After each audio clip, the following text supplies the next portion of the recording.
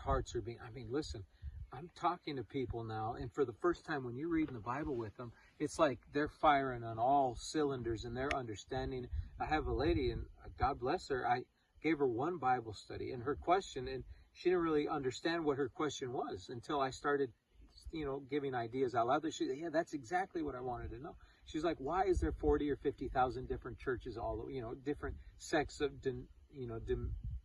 denominations in the Christian world? And I was like, it's very simple.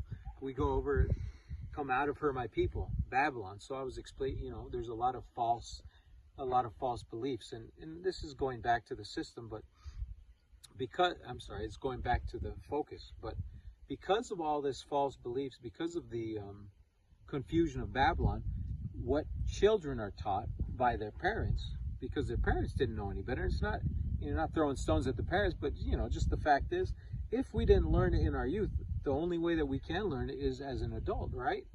And so, because this has happened, I'm watching personally as the youth of the world, and specifically inside the Adventist Church too. I mean, they're being corrupted on all. I mean, listen, here's just a perfect example. Jesus says, that the father and the wife become one, right? That the youth, that he doesn't move out of the home until he has his wife, and then they move out.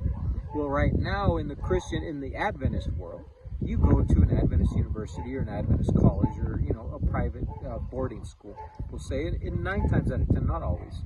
But you go, right after when you're 18, and most of 99% of the children that go, they're not married. And so you're removing that familial home that they had, that foundation, that love and that support that they had.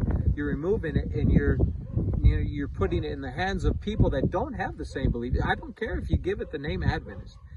They're still not your parents. They're still not your husband and wife. So you're breaking the commandment of God, the order.